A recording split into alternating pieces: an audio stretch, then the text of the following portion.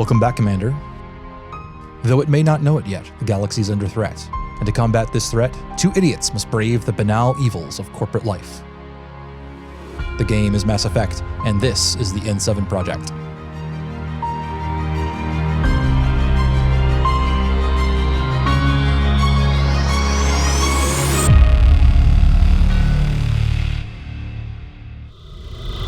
Status report. So, what's been going on in your household? Not a whole lot. Been working on portfolio stuff mostly. Mm-hmm. Kind of working on a pseudo game idea and making some art assets for it while I'm doing that. Beyond that, we've been watching. We just finished watching the last few episodes of The Legend of Vox Machina. Mm-hmm. How's your perspective on that as a fan of the actual play coming into it and being like, did they adapt it well? Or I feel like they adapted it well. I feel like they went a little harder on some kinds of humor that I probably wouldn't have gone with. Oh, okay. A little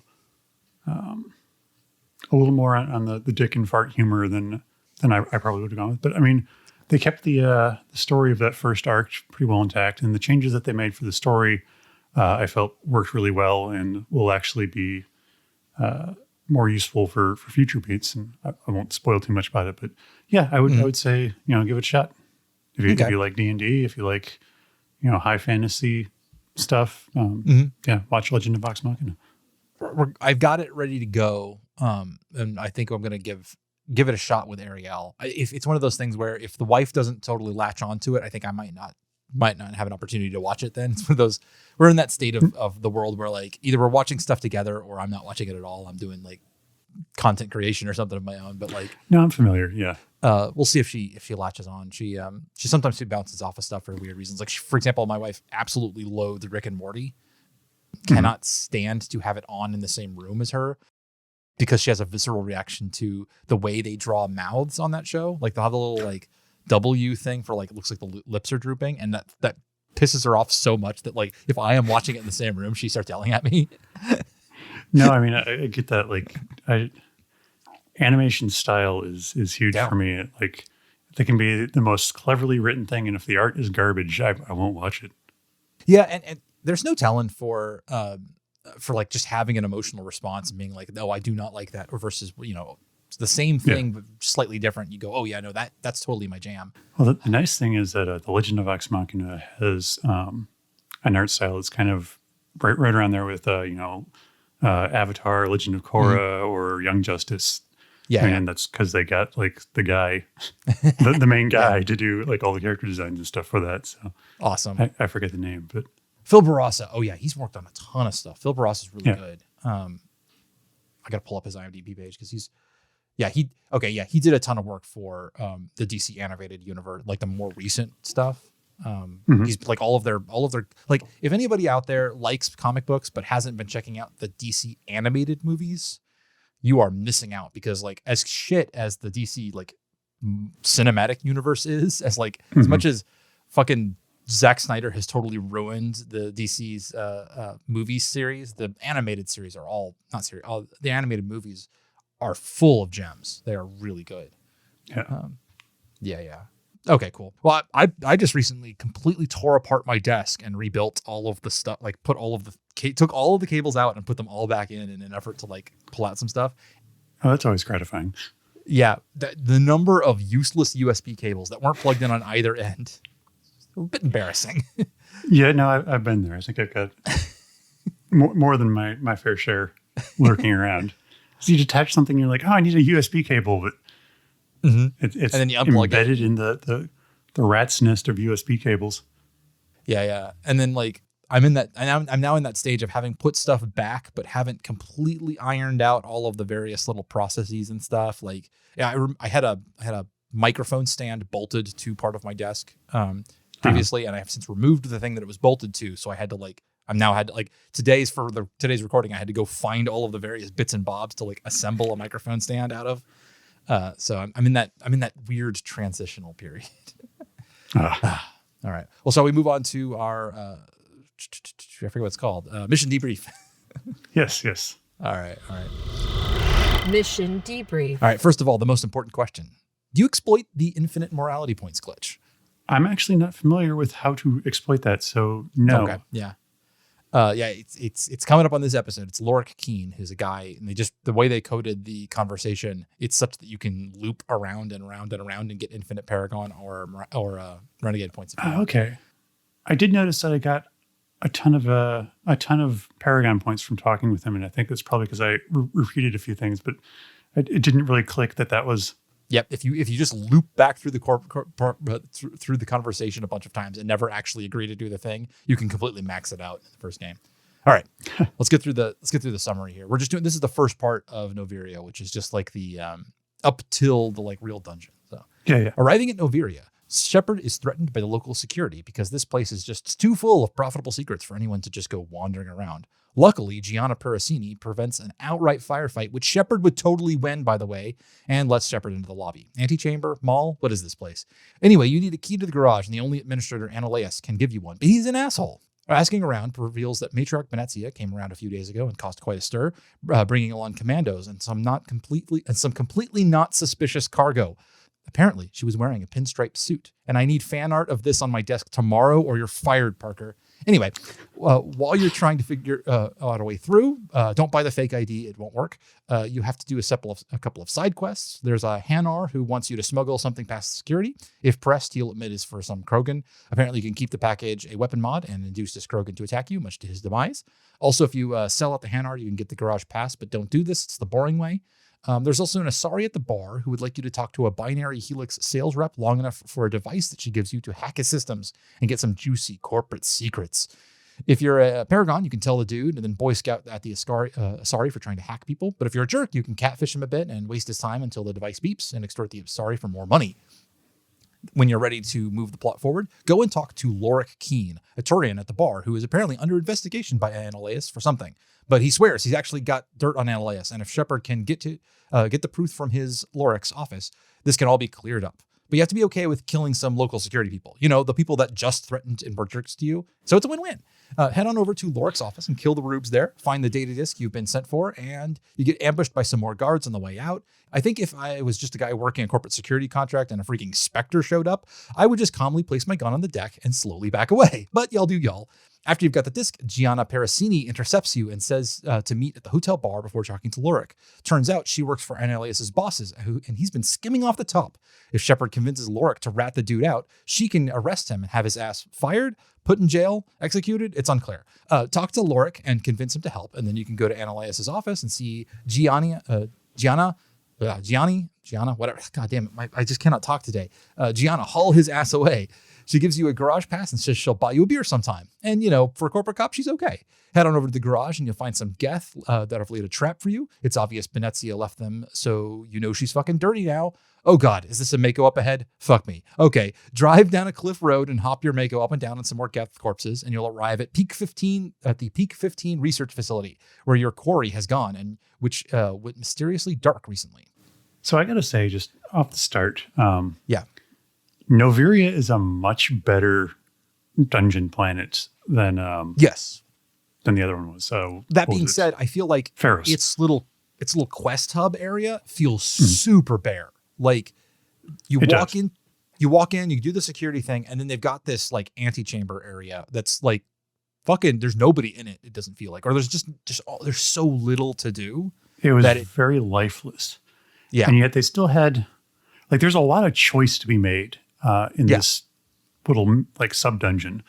It's all basically just what is it, like social engineering and like It's all talking to people, you know. Mm-hmm.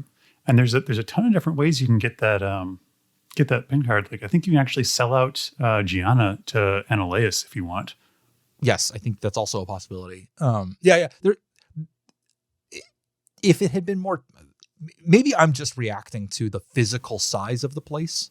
Where if they had just made everything, especially that little area when you walk in from the security area and you've got like this antechamber mall food court area, if they had just made all of that just smaller, so it was literally physically quicker to get from place to place, it wouldn't feel so Spartan to me, but like as it is, I just remember feeling like I spent a lot of time running through the empty section of that as I went to talk from one person to another. I agree with you. That was disappointing. Yeah, or if there had been like more there, like if they had put a couple of like they taken some of the stuff from the Citadel, a couple of those little like side quests, not even quest things, where like there'll be two people talking and you can just like butt into their conversation and be like, hey, I want to talk to both of you now. Like if they just put a couple of those in that central area, so there was just a little more going on, I would be much more. Maybe I wouldn't have such a reaction to it. But it does feel super barren. Yeah, my feeling was like that area was probably intended to be a combat zone at some point because there's a lot of cover.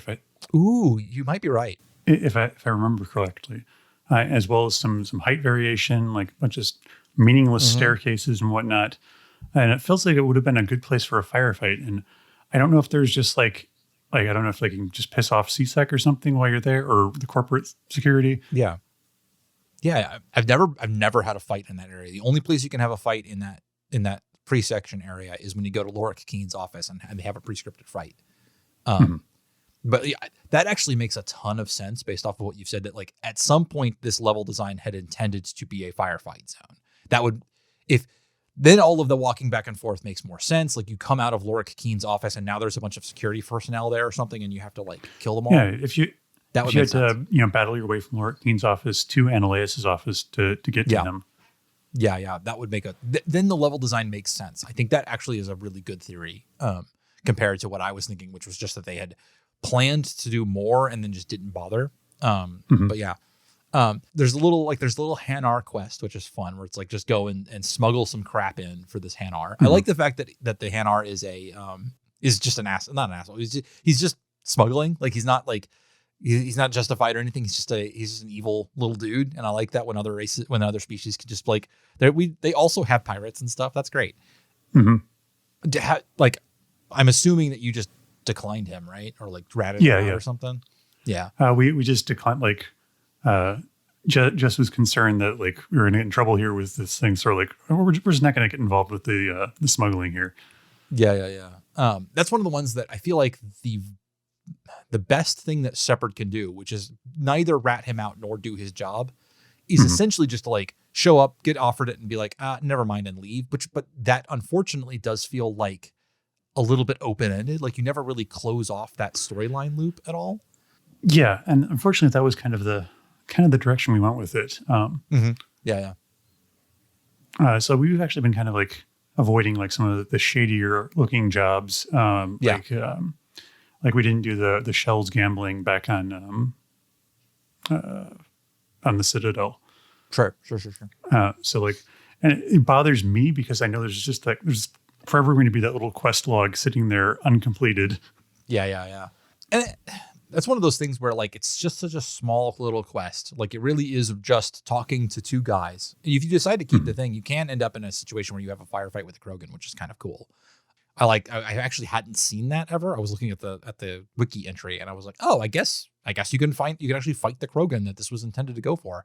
I kind of wish I'd gone back and seen what that fight was like, because I always like when they let things kind of spiral out of control that way. That's kind of cool. So do you ever get the impression that like the Renegade / Paragon like dialogue choices are just the correct way to do things, and like you have difficulty like not choosing that option when you have the capability? 100%. I have such a hard time. Like I'm playing hard Renegade this time, and I literally have a really hard time doing it because that doesn't seem like Shepard to me. Like that character doesn't seem like the right version of the story.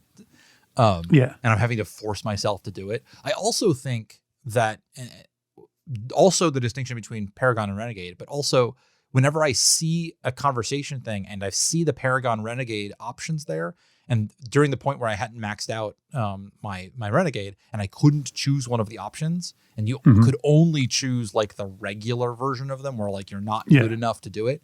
All of those feel like, crap, I fucked this up. Like I feel like I didn't do it right up until this point. I'm right there with you.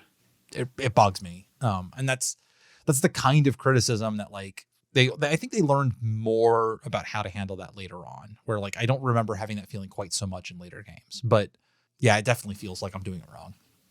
Yeah, and I do appreciate that in later games they actually move away from the just like this is the choice you made. Like it's a little bit like their reactions are, at least in the Dragon Age games specifically. So this is kind of a side tangent, but like in the Dragon Age games, it's more about like what you've done in the past that makes a difference, rather than are you a good person or a bad person, or Sure. good person or a renegade, that kind of thing. Yeah.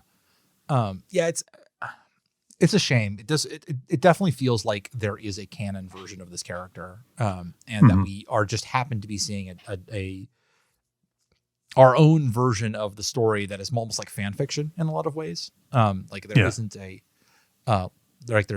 there is a right way that we should be following, as opposed to something like I never got that feeling with Life is Strange, which is another sort of your choice matters, plot based game.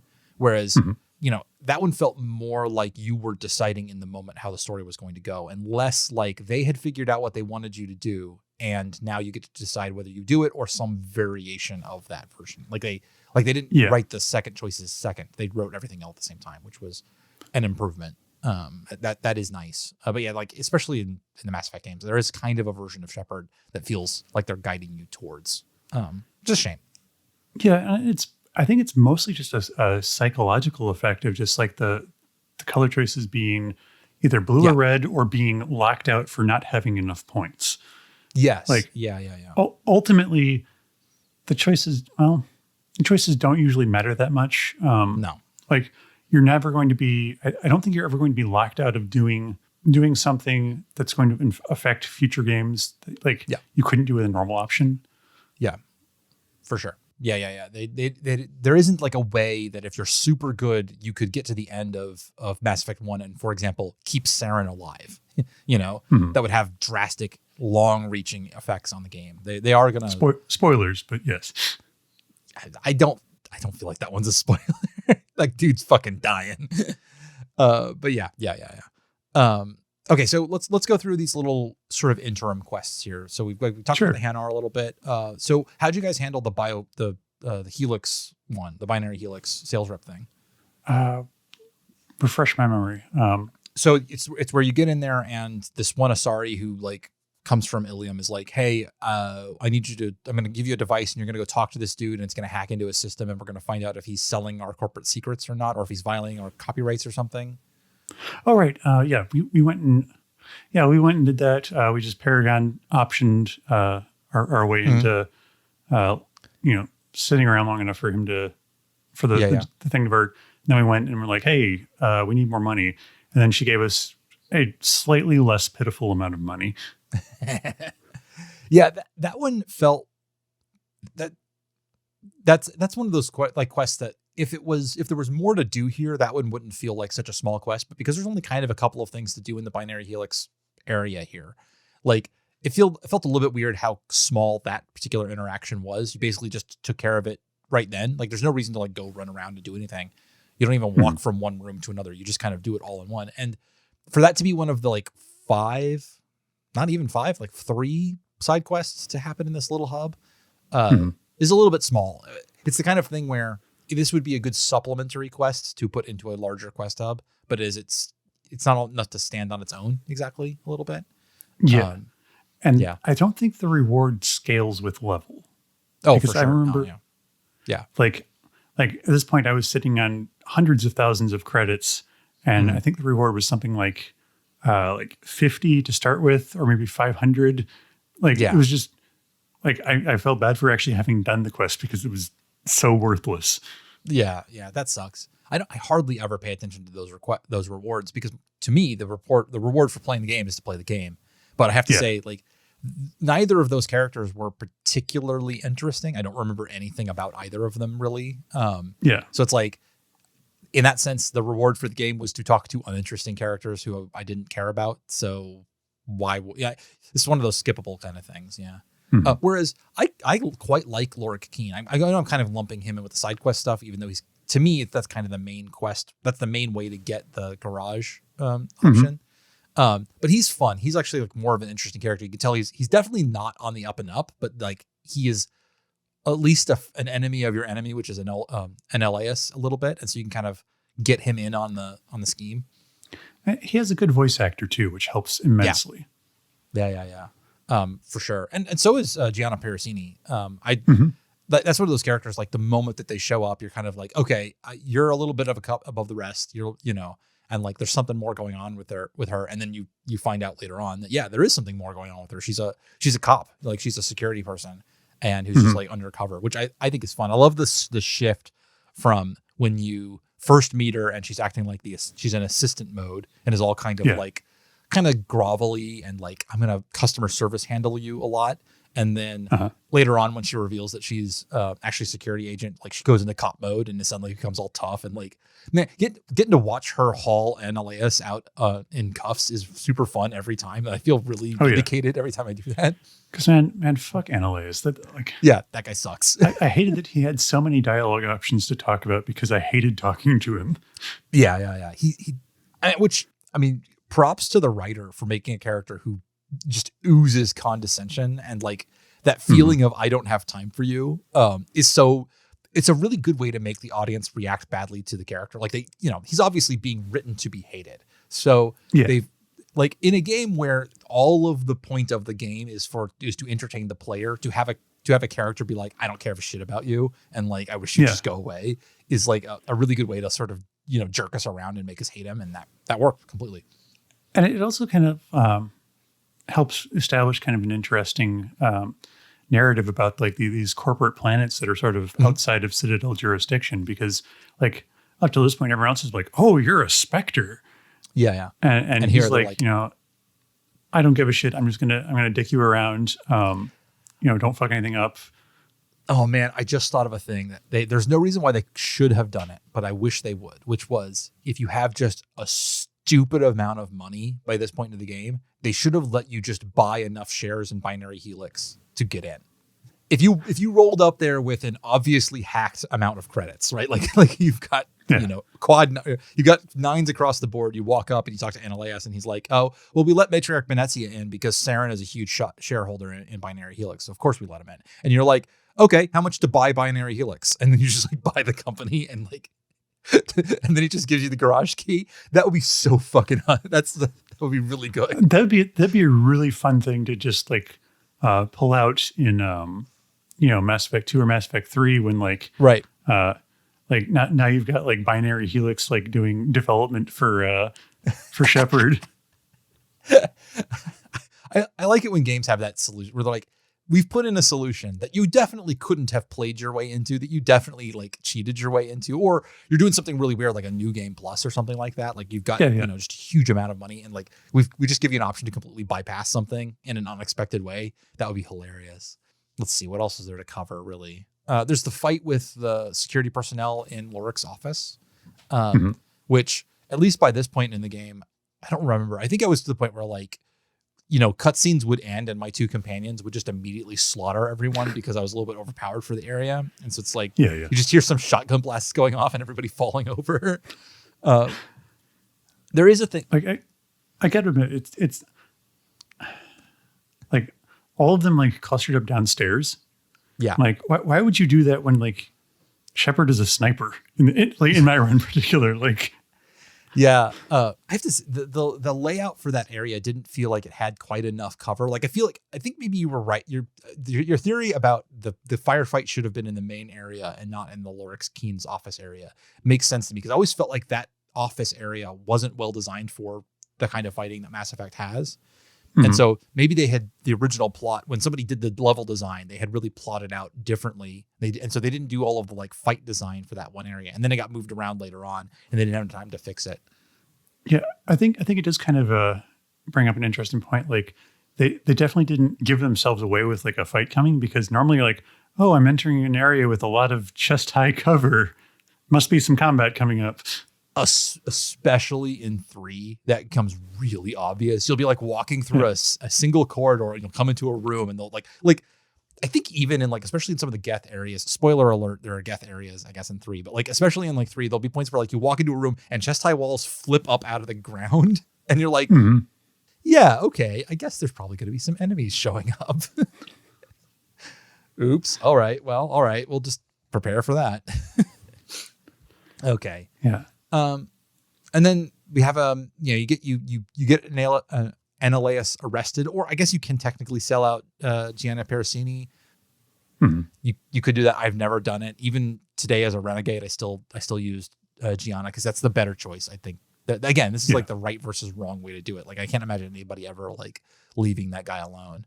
And so then you go and you have a quick little fight with the Geth, like in the garage area, which I think that felt like such a weird beat to me. Like I was expecting to walk into that room and then you end up with just like a quick little firefight with a couple of Geth. It felt like it's such an afterthought. Like it's kind of a weird pacing thing. Like why did they leave the Geth, like just a couple of them in the garage? I don't know. I never quite felt like that one really struck with me. But yeah, that was kind of weird. Like I think that was kind of like the luggage that like it's kind of preparing you for like what you're expecting to come in the next area. It doesn't really pan out that way. Yeah, it feels like maybe they were planning something else and then it didn't work. Like maybe there was a version of one of these quests before where you go and you investigate the luggage ahead of time before you're actually about to leave and you discover that they're Geth inside. Or maybe there was a plan at some point where like the Geth attack the main part of the facility and that's why all that chest high cover exists in the main area, like whether you're actually defending it against Geth or something. Yeah, I do get the impression that like this area was scaled back a bit, probably due to like budget and timeline. Yeah, timeline cuts for sure, I'm sure. Yeah. So it's a little bit weird. I think like almost they would have been better off just fully cutting the Geth out of it and you just get into the Mako. Because like immediately you walk outside and then you see Geth and you're like, oh, I guess Venezia brought Geth or something. Wouldn't have made too much of a difference. But I mean, like that being said, I would much rather fight Geth in a garage than get into the Mako. That being said, the Noveria Mako section is maybe my least hated section where you're in the Mako. Because there's a lot of really long range combat in the Mako during that section because you can not only are you fighting along this ledge, but if you're smart and looking at where the path is going to go, you can actually be on the path looking around a corner where like you're not even like the thing ahead of you, but the thing that's going to be, quite a bit ahead of you. We're going to have to go through some tunnels to get back out to, and you can snipe stuff from like across the chasm to hit the next part of the path. And that's actually quite fun. Yeah, I also like this section a little bit better. Also because there's just like it's a very clear path. You're not like some of the side planets. Just you're not gonna get lost. Oh, getting up those hills and whatnot can be kind of a pain in the ass. But here, like they have a very clear path, and they don't really put any obstacles in your way, which is always like you'll get hung up on them and like, oh, it's a 3 foot tall barrier. I should be able to just barrel right over it. And like you get caught on it and whipped around because you got one wheel stuck on it. Yeah, they definitely, and there's an absolute like world of difference. There's like 100% difference between an area that was designed for the Mako, where a level designer sat down and plotted out a path and put things along the way for you to do, versus being dropped on a random planet and getting from place to place via an area that was just, as far as I could tell, not ever designed. Like they generated these maps and put stuff on top of them, but I don't think anybody even spent any amount of time like plotting out paths for you to go on the Mako. If they had, which I'm sure all of those. This is off topic because I streamed playing the random encounter or like the random planet stuff like 2 days ago. So it was 2 hours of people watching me become the most frustrated I can at ME1, where I'm literally trying to mountain goat my way up vertical surfaces and watch and knowing that people are looking over my shoulder as I do. So I have a little bit of animosity towards the Mako from coming off of that. And it's always the green planets. Yeah, you'd think that the non-eroded planets or whatever would be better, but like no, it's always the green planets with Like for some reason, like they always have like the most massive terrain differences there, and they'll always put like something either on the other side of a mountain range or on top of it, and you're never sure which it is, whether you need to be like spending your time going around or over. So I just always go over, and I always regret it. Yeah, 100%. Like, and it's one of those things where all of those planets were generated with just a height map Like that was not Yeah. modeled. Somebody just was doing it with an image editor. And it's the kind of thing where it doesn't seem like it should be that hard to just put a ramp on the side of a mountain. Like just have a guy go through all of those images and like just model in a little bit flatter terrain that we can go up, and just like make it ready for us. And then you would be able to see that on the map, and it would become clear as you do a little pathfinding. You go, oh, okay. If I go around this corner, there'll be a slightly easier path for me to go up because you'll be able to see it on the map. And that would alleviate so much trouble with the Mako in those random planets. And it would break immersion ever so slightly in sense of like, it looks like there's a road on this random planet, but like the amount of pain that it would save us. Anyway.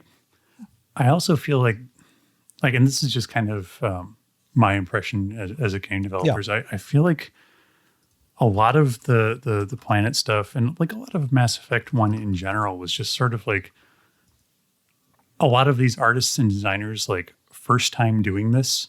Yeah, I think that like this felt a lot like all the growing pains being sort of ironed out in their first game. Mm-hmm. Yeah, 100%.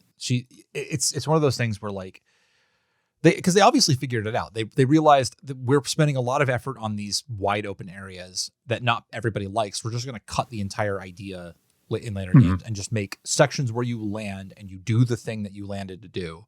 And there's a little area to move around in on foot, but we're not going to like try to make these big wide open areas.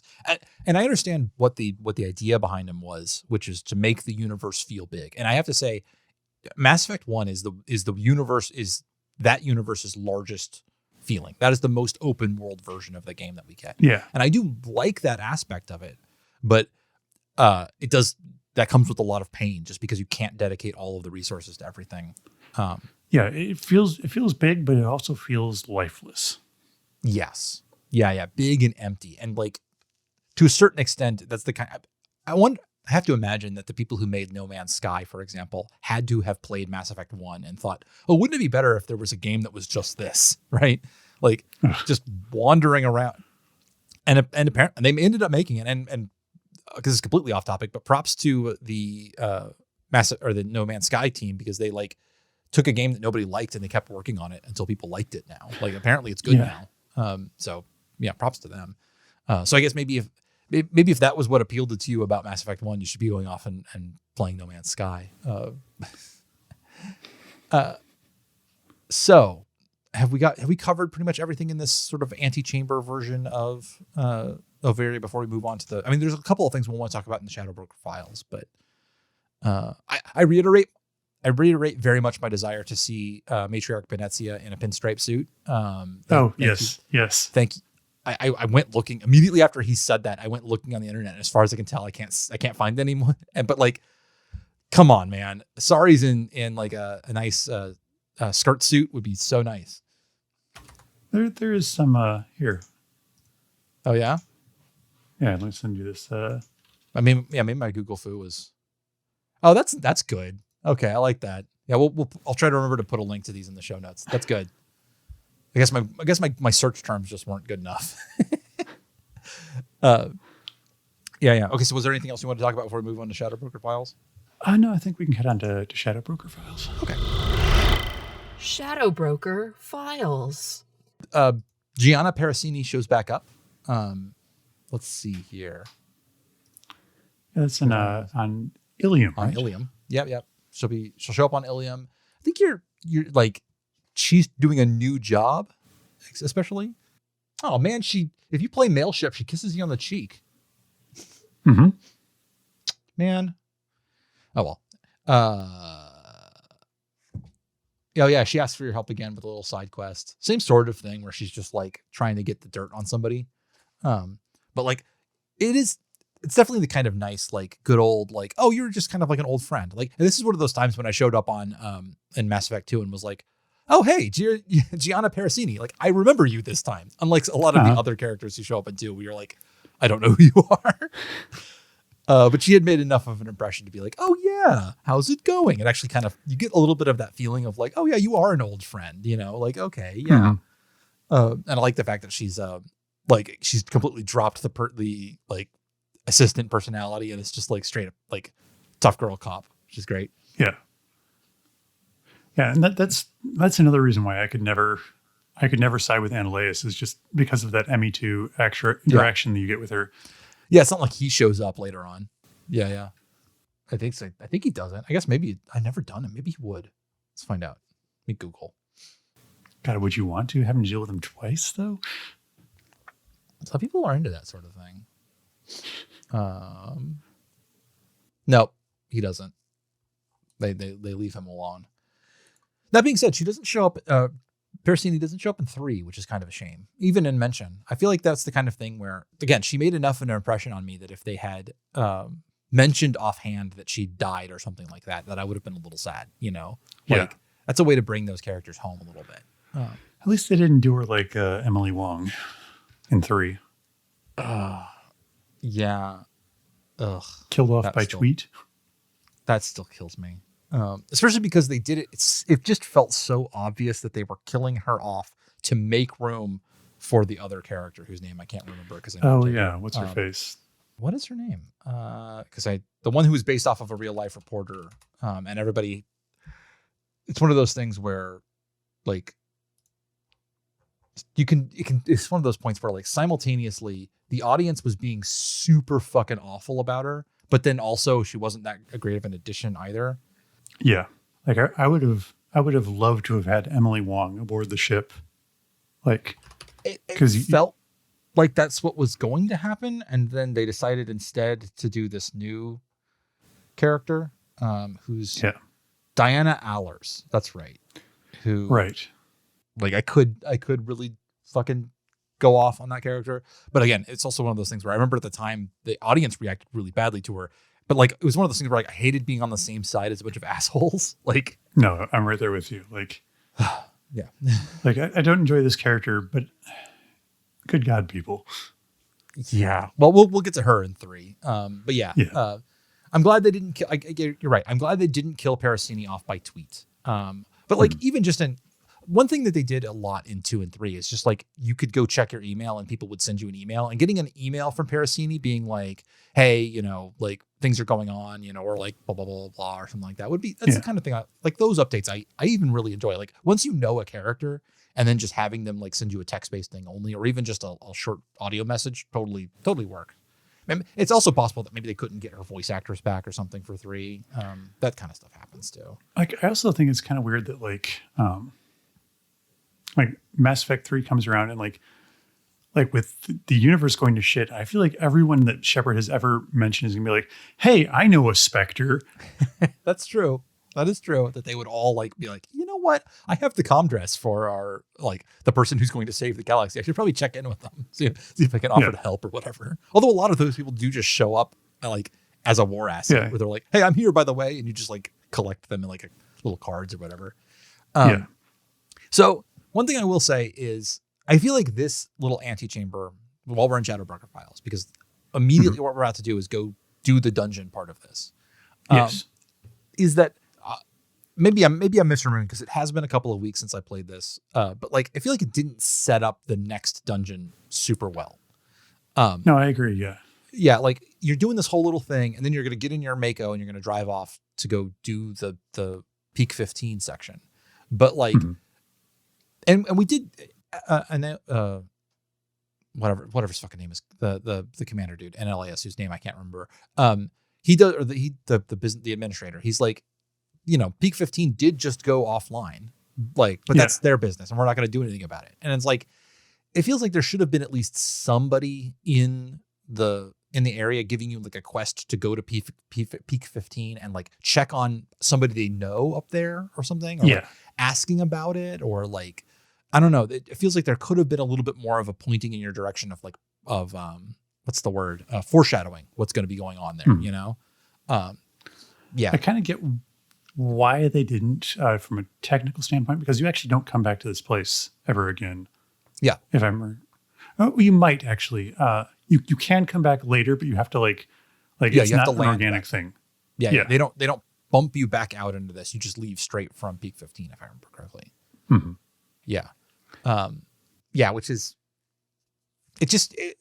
I feel like a couple of more ties in there, and maybe that just has to do with the way that, like we were saying, it does also feel like they maybe had more planned for this area, but then it got cut for budgetary and time reasons. And you know what? Of all of the areas that you're going to be able, where you were going to have to make cuts, Pharos and Noveria are the obvious choices to me. Like there isn't a lot of that goes into Theron, which is where you pick up things. So like there's not a lot to cut there, and you don't want to cut stuff that's coming up in the future, and you really don't want to cut stuff that like on Eden Prime or like the Citadel quests and things like that. Like those were all good. So like I guess if you're going to cut, the obvious place are these sort of tangential missions by which you can skip. Like you can go to like you get once you get Pharos and Theron, or you get 2 of the 3, you get the option to go to Vermeer and to sort of move on with the plot. And so I guess if you are going to be making something that is possible for people to skip, then I guess you don't need to do it. It's okay. That actually raises the question. Are you able to skip getting Liara? I think so. I've never done it because I can't imagine being in a situation where you would not want to have Liara as your team. But I think you can skip getting Liara, Rex, and Garrus, if I'm not mistaken. Yeah, I think you can. It's entirely possible you can. That might be a fun playthrough, like just to see what happens, like to just like run through really quickly as quickly as possible. Not be a 100% completionist like I normally am, but just start a new save file. Maybe that. I think you may be able to reject Tally if you're a complete monster. Yeah, you can send her on her way. Yeah. I think you can get through. It's entirely possible you might be able to get through all of ME1 with just humans on your squad. Well, I'd have to find out. It's possible that maybe you have to go get Liara. It might be one of those things where you can do Theron and Noveria or Theron and Pharos, but that if you do Theros and Noveria, you still have to go, like you always have to go back and get Liara. And there's no way to say, if I remember correctly, there's no way to say, no, you can't come along to Liara. So you may have to have her. But that's entirely possible. That could be worth a Twitch stream actually. Just to break things. Like it'd be kind of funny to do that and then take that save game on to ME2 and then like kill as many of the companions as possible to see what happens. I wonder if you do that and then you show up and you're going to recruit Garrus in ME2, if you're like, who? Oh yeah, we met like for like 5 minutes once. Okay. I wonder if they've got interesting aspects for that. That'd be kind of cool. Okay, so apparently you do have to take Liara no matter what, and that's because she interprets the visions for okay, that makes sense. Yeah. Okay, so you have to. So, but you could skip. I mean, you could fully skip and or not recruit, not keep around half of your squad. Which would be interesting. I'd be like I said, that might be worth Twitch streaming just to see what it looks like. Cool. All right. Well, I think it's time for us to move on to our character bracket. Character bracket. All right. Who do we have up today? Grunt versus Harbinger. I think that's Harbinger, but yes. So Grunt is obviously a Mass Effect 2 companion, and he shows back up in 3 for a little bit. He's the, in fact, we just did Okir, so he's the son of Okir, right? He's the quote unquote perfect specimen, and of a Krogan. He's fun. He's voiced by Steve Bloom, who's just an amazing voice actor. Harbinger is the primary antagonist of Mass Effect 2. He is a Reaper. So kind of like Sovereign. We already had Sovereign make it through one of these things. I have to say, both of these, if we were judging this entire thing about meme quality, then it's entirely possible that Harbinger could take it, because the assuming direct control thing that continually happens over and over in me too, it's really funny. But then Grunt has sharks, right? Yeah, that's true. Yeah. Like, I feel like this is probably like the most difficult one of the matchups we've had so far. Like, yeah, this is a hard one. Because I do like Grunt, but yeah, as far as representatives of Krogan, like Rex takes it for me every time. Yeah, that's true. I think I'd rather, if I was picking between the two of them, I would definitely pick Rex over Grunt. Although Grunt is fun. Like, in a way that some of the companions kind of aren't fun. Like, they're interesting and I like them, but like Grunt is kind of goofy, and like his introduction scene where you let him out of the vat and he like charges you, and then like you have the moment where he's like, "I've got you, Shepard," but like Shepard's got the gun stuck in his gut. Like that's a really fun scene.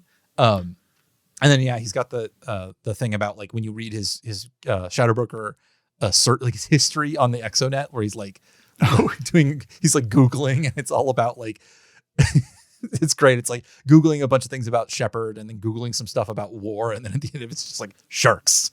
Okay. And his Citadel DLC stuff is almost enough for him to just clinch it for me. Like, I do like Harbinger because he's a great villain. Although I don't know. Personally, I think I liked Sovereign more as a villain. Yeah, the thing about Harbinger is that you don't ever sit down and talk to him the way that you do with Sovereign. Like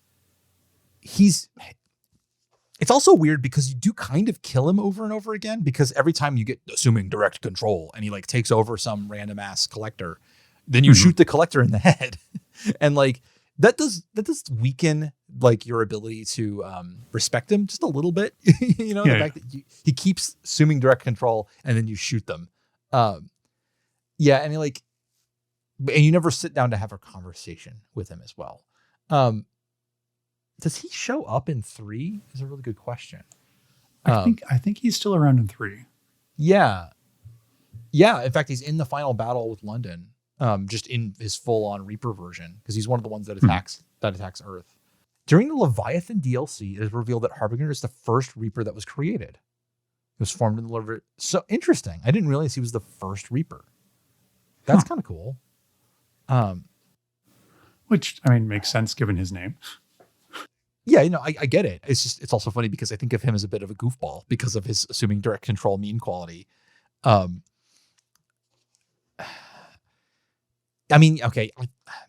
feel bad every time that we have like a companion versus non-companion matchup, which is all of these round ones, because I do feel like we tend to go for the companion sort of by default. And of the companions, Grunt is, well, he's great. I do love Grunt. He is one of the ones that, there are NPCs out there I think Grunt wouldn't have matched up against well. Like trying to look through my list here. Like Grunt versus Nihilus is a matchup that I actually kind of could have seen going another way. Yeah. Grunt versus Joker, Grunt versus Hackett. Like there are these other people down later on that I think that Grunt maybe wouldn't have faced off against, or even maybe Grunt versus Sovereign, I think maybe would have gone the other way too, because you have that cool description with Sovereign. And Sovereign beat his first round pick. I think I'm with you.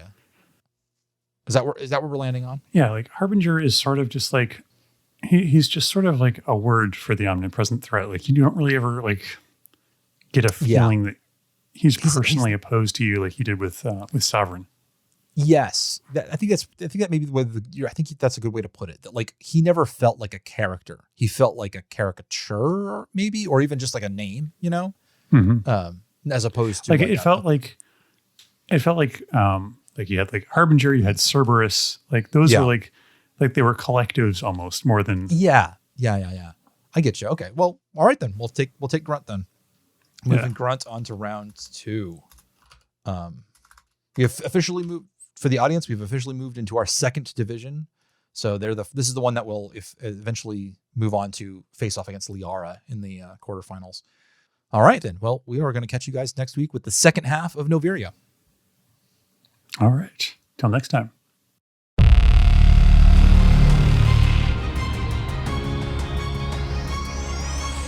Thank you for listening to the N7 Project. If you would like to read the upcoming playthrough roadmap, there is a link in the show notes below.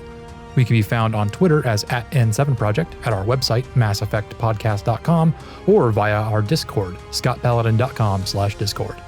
If you'd like to support the podcast, honestly, the easiest way to be to write us a review on Apple Podcasts, Podchaser, or your podcatcher of choice.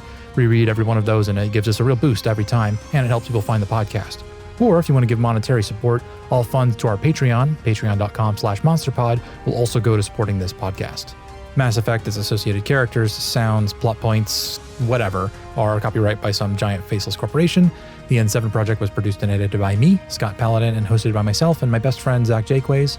Audio is copywritten 2022, Scott Paladin. This has been a Library of Cursed Knowledge production.